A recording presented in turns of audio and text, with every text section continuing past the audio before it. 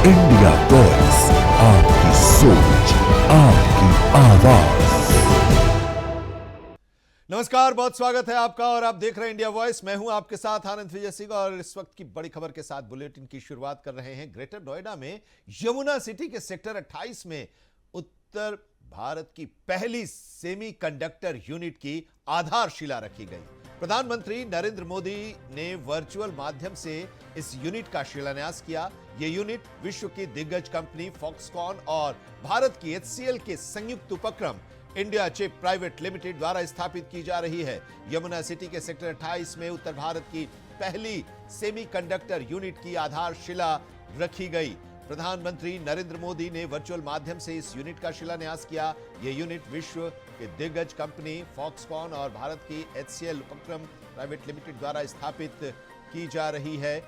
और इस मौके पर उत्तर प्रदेश के मुख्यमंत्री योगी आदित्यनाथ भी मौजूद थे और उन्होंने कहा कि ये वही क्षेत्र है जहां पिछली सरकारों के समय गोलियां चलती थी। आज पीएम मोदी के मार्गदर्शन में जेवर न केवल उत्तर प्रदेश का बल्कि भारत का भी जेवर बनकर उभर रहा है।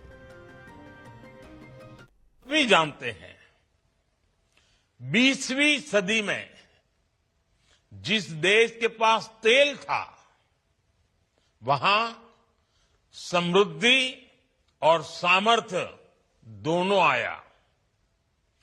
21वीं सदी में यही सामर्थ्य छोटी सी चिप के पास है।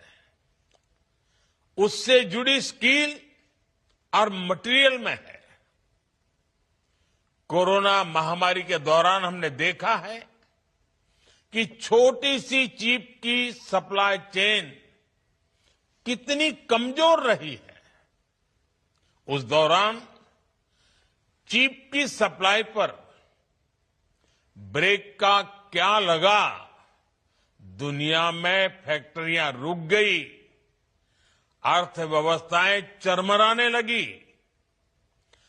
भारत ने उस संकट से भी सीखा और उसे अवसर में बदलने का प्रयास शुरू किया। हमने तय किया भारत को चिप मैन्युफैक्चरिंग में आत्मनिर्भर बनाना है।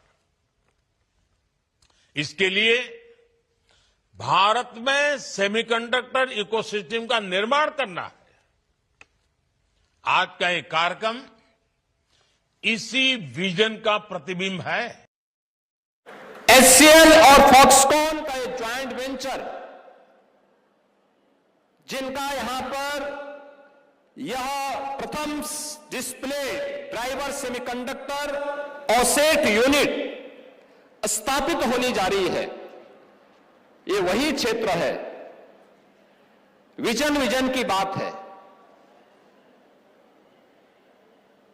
पिछली सरकारों के समय में इसी क्षेत्र में गोलियां चलती थी, अपहरण होते थे, अराजकता और व्यवस्था का आलम किस कदर था कि लोग सूर्य अस्त होने के बाद घर से बाहर नहीं निकल पाते थे। और आज आदरणीय प्रधानमंत्री जी के मार्गदर्शन में, उनकी विजनरी लीडरशिप में, ये जेवर न केवल उत्तर प्रदेश का बल्कि भारत का भी जेवर बनकर के उभर रहा है। और आज की यह प्रदेश की प्रथम डिस्प्ले ड्राइवर सेमीकंडक्टर ऑसेट यूनिट यहां पर स्थापित होकर के इस नए विजन को आगे बढ़ाने का कार्य कर रहा है। मैं इस अवसर पर केंद्रीय मंत्री माननीय श्री अश्विनी वैष्णव जी का और उनके सहयोगी श्री जितेंद्र प्रसाद जी का भी हृदय से धन्यवाद करता हूं, जिन्होंने आदरणीय प्रधानमंत्री जी के विजन को आगे बढ़ाने के लिए यहां पर इस योजना को आगे बढ़ाने के लिए HCL और फॉक्सकॉन के इस ज्वाइंट वेंचर को उत्तर प्रदेश में स्थापित करने और इस अभियान को, प्रधानमंत्री जी के विजन को आगे बढ़ाने में अपना लगातार सकारात्मक योगदान दिया है। ब्रिटेन के AI मंत्री कनिष्क नारायण बिहार के दौरे पर हैं। और वो भारत में आए हुए हैं। भारत में जो दिल्ली के भारत मंडपम में एआई समिट हो रहा था उसमें वो शामिल हुए थे और उसके बाद वो बिहार के दौरे पर हैं। पटना में उनका स्वागत किया गया। जेडीयू के सांसद और कार्यकारी अध्यक्ष संजय झा ने पटना आवास पर मुजफ्फरपुर के मूल निवासी ब्रिटेन के एआई मंत्री कनिष्क नारायण का स्वागत किया। ब्रिटेन के एआई मंत्री कनिष्क नारायण के पटना दौरे पर संजय झा ने कहा कि चूंकि वो बिहार से बिलोंग करते हैं और इंग्लैंड में एआई मिनिस्टर हैं, इसलिए वे इन सभी मामलों से भलीभांति परिचित हैं। आज सब कुछ वैश्विक हो गया है और बिहार विशेष रूप से प्रौद्योगिकी के क्षेत्र में कदम में कदम मिलाकर देश के साथ आगे बढ़ रहा है। ब्रिटेन के एआई मंत्री कनिष्क नारायण ने इस मौके पर कहा कि मेरा जन्म यहीं हुआ था और 20 साल से अधिक समय के बाद मैं यहां वापस आया हूं। यहां की प्रगति को हम देख रहे हैं। हम प्रौद्योगिकी के भविष्य की ओर अग्रसर हैं और ब्रिटेन में एआई के क्षेत्र में भी हम यही करने का प्रयास कर रहे हैं। इसलिए बिहार में होना मेरे लिए व्यक्तिगत रूप से अत्यंत सुखद अनुभव है। क्योंकि बिहार से हैं and since he is the ये इसी विभाग के मंत्री है इंग्लैंड में, तो फेमिलियर है सारी चीज़ों से और आजकल सब कुछ ग्लोबल हो गया और बिहार भी मैच कर रहा है इन सब चीज़ों में टेक्नोलॉजी को लेकर के। और मैंने कहा जैसे भी पार्टिसिपेट भी किया है। I think we have the best policy in the country यहाँ के लिए। There is a huge young population and doing great in this sector across country and across world. यहाँ के जो बच्चे हैं तो उनको एक प्लेटफॉर्म मिल जाए एंड बिहार पूरा सपोर्ट कर रहा है। हमारे मुख्यमंत्री नीतीश कुमार जी जैसे बताए कि पटना है चेंज, इंफ्रास्ट्रक्चर है चेंज, चीज़ें बदल गई है, वो प्लेटफॉर्म मुख्यमंत्री जी ने दे दिया। अब जितना दूर आपको उड़ना है उड़िए, प्लेटफॉर्म इज देयर, उन्होंने खड़ा कर दिया। आज आया है। I was born here and so I'm back after more than 20 years and you can see a huge amount of progress here. We are chasing the future of technology. That's what we're trying to do in the UK with AI as well. So it's a real personal pleasure to be here in Bihar. Prayagraj में ज्योतिष पीठ के शंकराचार्य स्वामी अविमुक्तेश्वरानंद सरस्वती के खिलाफ यौन शोषण के आरोपों के मामले में एडीजे रेप एवं पॉक्सो स्पेशल कोर्ट ने बड़ा आदेश दिया है। कोर्ट ने झूसी थाना पुलिस को स्वामी अविमुक्तेश्वरानंद सरस्वती और उनके शिष्य स्वामी मुकुंदानंद गिरी के खिलाफ एफआईआर दर्ज कर विवेचना करने का निर्देश दिया है। ADJ POCSO act Vinod Kumar Chaurasia ने अपने आदेश में कहा कि दोनों आरोपियों के खिलाफ मुकदमा दर्ज कर विधिवत जांच की जाए। कोर्ट के निर्देश के बाद अब झूसी थाने में एफआईआर दर्ज कर आगे की कार्रवाई की जाएगी। माना जा रहा है कि इस आदेश से स्वामी अविमुक्तेश्वरानंद सरस्वती की मुश्किलें बढ़ सकती हैं। उधर शाकुंभरी पीठाधीश्वर और श्री कृष्ण जन्मभूमि मुक्ति निर्माण ट्रस्ट से जुड़े आशुतोष ब्रह्मचारी ने 28 जनवरी को धारा 173(4) के तहत अर्जी दाखिल कर एफआईआर दर्ज कराने की मांग की थी। उनका आरोप है कि स्वामी अविमुक्तेश्वरानंद सरस्वती के आश्रम में नाबालिग बच्चों के साथ यौन शोषण होता है। उन्होंने इस संबंध में एक सीडी भी अदालत को सौंपने का दावा किया है। मामले में 13 फरवरी को आरोप लगाने वाले दोनों नाबालिगों के बयान अदालत में वीडियोग्राफी के साथ दर्ज किए गए थे। कोर्ट ने पुलिस रिपोर्ट को भी संज्ञान में लिया और सुनवाई पूरी होने के बाद फैसला सुरक्षित रख लिया था। अब अदालत ने एफआईआर दर्ज करने का आदेश जारी कर दिया है। कोर्ट के आदेश के बाद आशुतोष ब्रह्मचारी ने कहा कि उन्हें न्याय मिला है और उन्होंने घोषणा की है कि वो प्रयागराज से विद्यामठ वाराणसी तक पैदल सनातन यात्रा निकालेंगे और लोगों के सामने सच्चाई लाएंगे। उनका आरोप है कि विद्यामठ में ही नाबालिग बच्चों के साथ शोषण होता था। न्याय के मंदिर से न्याय मिला है और न्याय के देवता ने हमें हमारे नाबालिग बच्चों के साथ जो गलत काम हुआ है, कुकर्म हुआ है, लैंगिक अपराध हुआ है, उसकी सुनवाई करते हुए एफआईआर के आदेश झूसी थाने को कर दिए हैं। अब हमें न्याय मिलेगा और हमें पूरा उम्मीद हो गई है कि अब वह दिन दूर नहीं जब ऐसे कुकर्मी सनातन के नाम पर चोला ओढ़ने वाले ढोंगी लोग जो फर्जी शंकराचार्य अपने आप को लिखते हैं, मैं आज खुली चेतावनी देना चाहता हूँ। अखिलेश जी, आप बहुत चिल्ला रहे थे, चलिए मेरे साथ विद्यामठ पैदल यात्रा हम लोग आज से कर रहे हैं और पंचम तर पे डिप्टी सीएम साहब आपको भी कह रहा हूँ, मेरे साथ चलिए। वहां पर जो स्विमिंग पूल दिखाऊंगा, वह कमरा दिखाऊंगा जिसमें ये ऐसे करते हैं, वहां सखियां रखते हैं, वहां बच्चों का कुकर्म करते हैं। सारे एविडेंस वहां पे हमारे बच्चों ने छुपा के रख रखे हैं, उसको विवेचना पुलिस के द्वारा निकाल के लाएंगे। झूसी थाना में दर्ज हुआ है, क्या आदेश हुआ है, कितनी बड़ी जीत मानते हैं? ये न्याय की हम लोग सनातन की जीत मान रहे हैं। सनातन के जो इन लोग गुमराह कर रहे थे, प्रथम जीत हमारे यहाँ न्यायालय से हुई है और हम इसको लिए माननीय न्यायालय का आभार व्यक्त करते हैं। तो यात्रा भी निकालते हैं? आज से हम सनातन यात्रा निकाल रहे हैं यहाँ से विद्या मठ, इनका बनारस आश्रम जहाँ पर रंगरैया उठाते हैं, जहाँ पर बच्चों का यौन शोषण करते हैं, वहां पर सारे कमरे हम पंचम तर पे दिखाएंगे। वो कमरा कैसे, जो एक संत वो कुटिया में रहता है, अंबानी जी का भी फैल किया हुआ है आपने। अंबानी साहब का भी ऐसा कमरा नहीं है जैसा आपने बना रखा है, वहाँ सखिया रखे हुए हो और बच्चों के कुकर्म के बहुत सारे एविडेंस वहाँ पर जिंदा है। हमारे बच्चों ने वहाँ गार्ड रखे हैं, जो वहाँ पे सीढ़ियां हैं वो सब उपलब्ध होंगी। की गवाही की वो सब पूरी हो सकेगी, तभी तो जो फर्जी मुकदमा बना करके हमारे ऊपर दायर किया गया है उसकी सच्चाई सबके सामने आएगी, तभी ऐसा काम करने वाले जो लोग हैं वो दंडित हो सकेंगे। तो इसलिए आवश्यक है, हम यही कहना चाहेंगे कि न्यायालय लंबा समय न लगाते हुए इस पर थोड़ी सी द्रुत गति से काम करे, क्योंकि बहुत सारे लोगों की निगाह इस पर लगी रहेगी।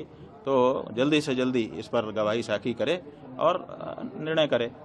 जो गलत है वो तो गलत ही है, जो फर्जी केस बनाया है वो तो फर्जी ही सिद्ध होना है। आप बता रहे हैं कि कोर्ट में पीठ पर आसीन है और आपके ऊपर इस तरह के आरोप लगाए गए हैं, तो बात यह है कि सनातन के ऊपर आरोप लगा कौन रहा है? आप देखिए, किसी विधर्मी ने थोड़े लगाया है हमारे ऊपर आरोप। जिस व्यक्ति ने लगाया है वो खुद हिस्ट्री शीटर है। उसकी पूरी हिस्ट्री शीट शामली जिले के कांदला थाना में दीवार के ऊपर जो हिस्ट्री शीटरों का नाम लिखा हुआ है उसमें 34 नंबर पे उसका नाम लिखा है, ऐसा हमको बताया लोगों ने, फोटो भी दिखाया उस दीवार का। वहाँ पर जो रजिस्टर रखा है उसमें HS नंबर 76A उस व्यक्ति का नाम लिखा है। जाने कितने लोगों के ऊपर फर्जी मुकदमा डाल करके और उनको उगाही करना, यही उसका काम है। वो व्यक्ति रामभद्राचार्य का शिष्य बन जाता है और रामभद्राचार्य जी की शिष्य होने के बाद वो आकर के हमारे लोगों के ऊपर इस तरह का आरोप लगाता है। तो आप समझ लीजिए कि ये आरोप कोई विधर्मी नहीं लगा रहा है, ये आरोप कहाँ से आ रहा है? रामभद्राचार्य जी, और रामभद्राचार्य जी का बल कहाँ है वो भी आप लोग जान लीजिए। तो गौ माता की जो आवाज़ हम उठा रहे हैं, इस आवाज़ को बंद करने के लिए सारे प्रयत्न हो रहे हैं, उन्हीं में से एक प्रयत्न ये भी है। महाराज जी, आप कह रहे थे कि कोर्ट में सब साक्ष्य देने के बाद भी मुकदमा कैसे दर्ज हो गया?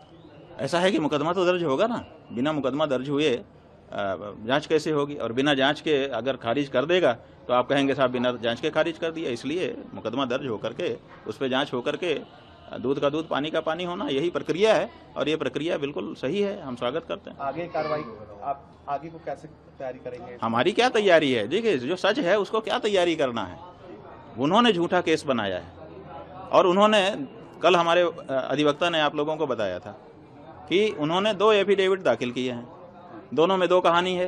यहीं से मामला खत्म हो गया। एक व्यक्ति शपथ पत्र पर 2 कहानी देता है, इसका मतलब उसकी एक कहानी तो झूठी है ना, आप इसी से अंदाजा लगा लीजिए। तो और बाकी जो कहानी में जो कमजोरी होगी वो वकील वहाँ पे खड़े होकर कोर्ट में बताएंगे, उसको हम कैसे आपके सामने बताएं। इसलिए कोई इसमें बाधा नहीं है, ये बिल्कुल उचित है। जो प्रक्रिया है उसका पालन किया जाना चाहिए और हम लोग न्यायालय में जो बाधा आ रही है उसको फेस करेंगे। ऐसी क्या बात है? हम थोड़े आदित्यनाथ हैं कि हमारे ऊपर का मुकदमा हटवा लो, ऐसी ज़रूरत नहीं है। हमारे ऊपर अगर कोई आक्षेप है तो हम भी उसका सामना करेंगे जैसे आम लोग करते हैं, ऐसी क्या बात है? और हमको अपनी न्यायपालिका पे भरोसा है और अपनी सच्चाई पे भरोसा है, क्या किस बात की चिंता? और गौ माता का आशीर्वाद है, गौ माता के लिए निरंतर हम लोग आगे बढ़ रहे हैं, बिना डरे बिना भय खाए, और बढ़ते रहेंगे। आप कैसे चुप करा लोगे? आगरा में उस समय माहौल गर्म हो गया जब भारतीय जनता युवा मोर्चा के कार्यकर्ता सड़क पर उतर आए। मामला कांग्रेस कार्यकर्ताओं के अर्धनग्न प्रदर्शन के विरोध में था और ये प्रदर्शन हुआ भारतीय जनता युवा मोर्चा के कार्यकर्ताओं ने। जैसे ही ये कार्यकर्ता राजा मंडी चौराहे पर पहुंचे, पुलिस ने उन्हें कांग्रेस दफ्तर की ओर बढ़ने से रोक दिया और उसके बाद कार्यकर्ताओं ने चौराहे पर ही पुतला दहन किया। पुतला राहुल गांधी का दहन किया गया। पुतला दहन होते ही देश भर में, यह हम आपको बता दें कि देश भर में जो भारतीय जनता युवा मोर्चा के कार्यकर्ताओं ने कांग्रेस के दफ्तर के समक्ष प्रदर्शन किया था, उसी क्रम में आगरा में भी भारतीय जनता युवा मोर्चा के कार्यकर्ताओं ने ये प्रदर्शन किया है। भारत मंडपम में AI समिट के दौरान यूथ कांग्रेस के कार्यकर्ताओं ने अर्धनग्न प्रदर्शन किया था और उसी का विरोध देश भर में भारतीय जनता पार्टी के यूथ विंग ने किया और आगरा में कार्यकर्ताओं ने राजा मंडी चौराहे पर कांग्रेस के वरिष्ठ नेता राहुल गांधी का पुतला फूंका। इस दौरान माहौल तनावपूर्ण हो गया। कुछ कार्यकर्ता बैरिकेडिंग तोड़कर आगे बढ़ने लगे। मौके पर पुलिस ने दोनों पक्षों को रोकने की कोशिश की। बीजेपी युवा मोर्चा के कार्यकर्ताओं ने उग्र रूप धारण किया था और उनके उग्र प्रदर्शन से बीजेपी युवा मोर्चा के जो कार्यकर्ता थे उनके उग्र प्रदर्शन से पूरा एमजी रोड भी जाम हो गया। दरअसल बीजेवाईएम की ओर से पहले ही यह ऐलान किया गया था कि कांग्रेस पार्टी कार्यालय का वो घेराव करेंगे और इस प्रदर्शन को देखते हुए बड़ी संख्या में वहां पर कांग्रेस के कार्यकर्ता भी पहुंचे हुए थे। टकराव न हो इसको देखते हुए भारी संख्या में पुलिस बल की भी तैनाती की गई थी। बीजेवाईएम के कार्यकर्ताओं का कहना है कि कांग्रेस वैश्विक स्तर पर भारत की जो मजबूती है उसे पचा नहीं पा रही है। ये प्रदर्शन नहीं यलगार है, ये प्रदर्शन नहीं जवाब है जो आपने भारत मंडप में कुकृत्य किया है, जो भारत के विरोध के नारे लगाए हैं, जो आपने भारत की विरोध की ताकतों को अपने पना दी है। राहुल गांधी समझ जाओ, सुधर जाओ। अगर आप नहीं सुधरोगे तो भारतीय जनता युवा मोर्चा कार्यकर्ता ने आज आपका आग में पुतला दहन किया है। कल को कांग्रेस पार्टी भी निस्तो नाबूद होने पर आ गई है। निश्चित तौर पर आप भारत का विरोध करोगे, हम आपका विरोध करेंगे। आज भारतीय जनता युवा मोर्चा के कार्यकर्ताओं द्वारा एक प्रदर्शन मार्च कांग्रेस और उनकी नीतियों के विरोध में निकाला गया था। ये राजा मंडी चौराहे पर उक्त मार्च को रोका गया और इनके द्वारा यहाँ आकर अपना एक ज्ञापन कांग्रेस पार्टी की नीतियों के विरुद्ध दिया गया है। ज्ञापन लेने के पश्चात ये सकुशल संपन्न हुआ। और अब बात उत्तराखंड के सीएम की। उत्तराखंड के मुख्यमंत्री पुष्कर सिंह धामी भिकियासेन के पीपल पानी पहुंचे, जहां उन्होंने रानीखेत के विधायक प्रमोद नैनवाल के भाई और पूर्व ब्लॉक प्रमुख स्वर्गीय सतीश नैनवाल के अंतिम संस्कार में उन्होंने हिस्सा लिया। मुख्यमंत्री ने उनके आकस्मिक निधन पर गहरा शोक व्यक्त किया और अपनी श्रद्धांजलि अर्पित की। परिजनों के प्रति अपनी संवेदना भी जताई। उन्होंने दिवंगत आत्मा की शांति के लिए प्रार्थना की और कहा कि भगवान परिवार को इस अपूर्णीय क्षति को सहने की शक्ति दे। सीएम पुष्कर सिंह धामी ने सतीश नैनवाल को सक्रिय जनप्रतिनिधि बताते हुए कहा कि उनका असमय निधन क्षेत्र के लिए बड़ी क्षति है।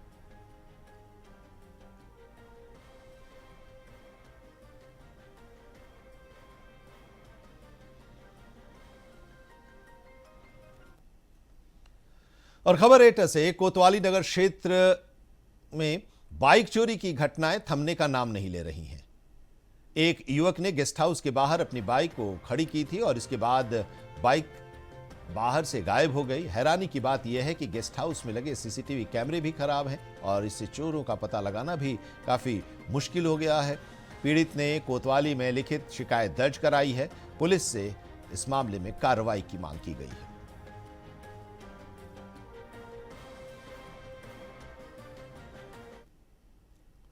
होली से पहले उत्तर प्रदेश सरकार ने शिक्षा मित्रों को बड़ा तोहफा दिया है और उनका मानदेय बढ़ाकर अब 18,000 रुपए प्रति माह करने का ऐलान किया है। राज्य विधानमंडल में बजट सत्र के दौरान मुख्यमंत्री योगी आदित्यनाथ ने घोषणा की कि अप्रैल से शिक्षा मित्रों को 18,000 रुपए मानदेय मिलेगा। इसके साथ ही शिक्षा मित्रों और उनके परिवार को 5 लाख रुपए तक की कैशलेस इलाज सुविधा भी प्रदान की जाएगी। सीएम योगी के इस फैसले से बाराबंकी जिले के शिक्षा मित्रों में खुशी की लहर दौड़ गई है। लंबे समय से मानदेय वृद्धि की मांग कर रहे शिक्षा मित्रों ने सरकार के निर्णय का स्वागत किया। जिले में शिक्षा मित्र एकत्र होकर मुख्यमंत्री के प्रति आभार जताते हुए नजर आए। शिक्षा मित्रों का कहना है कि बढ़े हुए मानदेय से उनकी आर्थिक स्थिति मजबूत होगी और वे अधिक समर्पण के साथ विद्यार्थियों को शिक्षा प्रदान कर सकेंगे। कई शिक्षा मित्रों ने इसे होली का सबसे बड़ा उपहार बताया।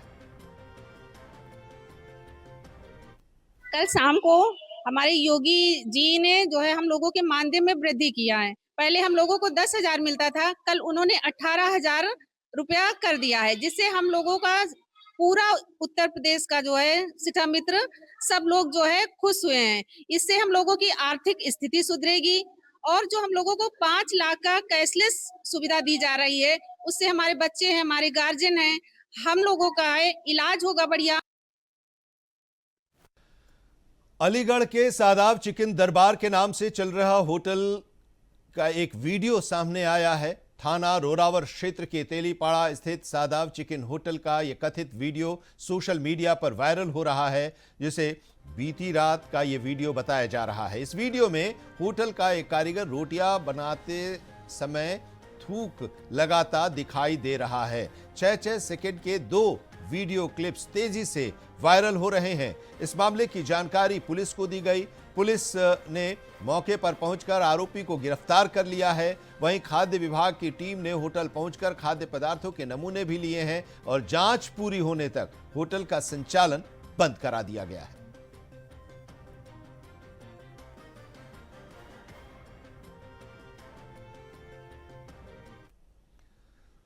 कासगंज जनपद एक बार फिर 5 मौतों से दहल उठा है। अमापुर थाना क्षेत्र के एटा रोड स्थित भोजराज गांव में एक ही परिवार के 5 लोगों की मौत से सनसनी फैल गई। जानकारी के मुताबिक 50 वर्षीय रिटायर्ड फौजी सतवीर सिंह, जो वेल्डिंग का काम करता था और 2 दुकानों में रह रहा था, उसने कथित तौर पर अपनी पत्नी रामश्री, जिसकी उम्र करीब 48 साल बताई जा रही है, बेटी 12 साल की है प्राची, 10 साल की अमरवती और 9 साल के बेटे गिरीश की हत्या करने के बाद खुद उसने फांसी लगा ली। बताया जा रहा है कि 2 दिन से दुकान नहीं खुली थी। शक होने पर आसपास के लोगों ने अंदर झांककर देखा तो वहां पर शव पड़े मिले, जबकि सतवीर फौजी की लाश लटकते हुए मिली। सूचना पुलिस को दी गई। सूचना मिलने के बाद थाना अमापुर पुलिस मौके पर पहुंची।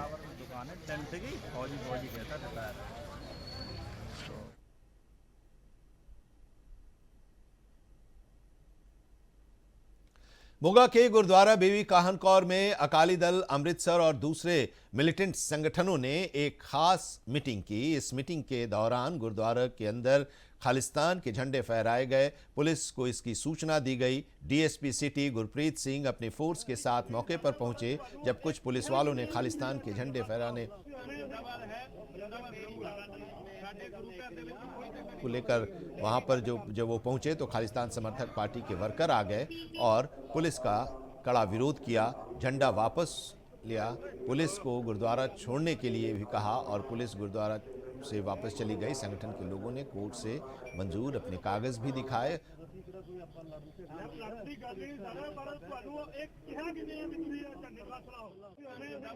ਅਸੀਂ ਪੁਲਿਸ ਦੀ ਇਸ ਕਾਰਵਾਈ ਦੀ ਨਿਖੇਧੀ ਕਰਦੇ ਹਾਂ ਔਰ ਪਿਛਲੇ 3 ਘੰਟੇ ਤੋਂ ਇਹ ਝੰਡੇ ਲੱਗੇ ਹੋਏ ਨੇ। ਹੁਣ ਮੈਨੂੰ ਪਤਾ ਲੱਗਾ ਕਿ ਕੁਝ ਪੁਲਿਸ ਵਾਲੇ ਗੁਰਦੁਆਰੇ ਦੇ ਬਾਹਰ ਜਿਹੜੇ ਝੰਡੇ ਲੱਗੇ ਸੀ ਉਹਨਾਂ ਨੂੰ ਉਤਾਰਨ ਦੀ ਉਹਨਾਂ ਨੇ ਕੋਸ਼ਿਸ਼ ਕੀਤੀ ਹੈ। ਫਿਰ ਉਹ ਅੰਦਰ ਆ ਕੇ ਉਹਨਾਂ ਨੇ ਉਤਾਰਨ ਦੀ ਕੋਸ਼ਿਸ਼ ਕੀਤੀ ਹੈ, ਪਰ ਸਿੰਘਾਂ ਨੇ ਉਹਨਾਂ ਨੂੰ ਰੋਕ ਦਿੱਤਾ, ਪ੍ਰੋਟੈਸਟ ਕੀਤਾ ਔਰ ਉਹਨਾਂ ਨੂੰ ਇਹ ਗੱਲ ਜਤਾ ਦਿੱਤੀ ਹੈ ਕਿ ਤੁਹਾਡਾ ਕੋਈ ਰਾਈਟ ਨਹੀਂ ਹੈ ਝੰਡੇ ਉਤਾਰਨ ਦਾ। ਇਹ ਜਿਹੜੇ ਖਾਲਿਸਤਾਨ ਦੇ ਝੰਡੇ ਨੇ ਇਹ ਮਤਲਬ ਸਾਡੀ ਸੋਚ, ਸਾਡੀ ਆਈਡੀਓਲੋਜੀ ਦੇ ਫਲੈਗਸ ਨੇ, ਸਿੱਖ ਸੋਵਰੈਨਿਟੀ ਦੇ ਪ੍ਰਤੀਕ ਨੇ। ਤੁਹਾਡਾ ਕੋਈ ਰਾਈਟ ਨਹੀਂ ਇਹਨਾਂ ਨੂੰ ਉਤਾਰਨ ਦਾ ਔਰ ਮੇਰੇ ਖਿਆਲ ਉਹ ਹੁਣ ਚਲੇ ਗਏ ਨੇ ਵਾਪਸ। पर जो भी उन्होंने किया गलत किया और असि उन्होंने कंडेम करते हैं। इटावा में सिविल सर्विसेज की तैयारी कर रहे छात्र की अपहरण के बाद हत्या कर शव बोरे में बंद कर रेलवे ट्रैक पर फेंकने की घटना का पुलिस ने खुलासा किया है।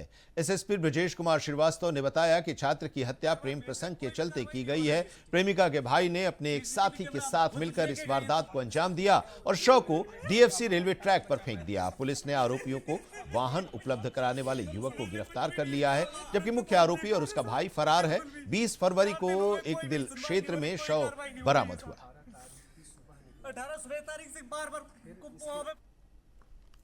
और इसी के साथ इस बुलेटिन में अभी इतना ही, लेकिन देश और दुनिया की तमाम अहम खबरों के लिए आप देखते रहिए इंडिया वॉइस।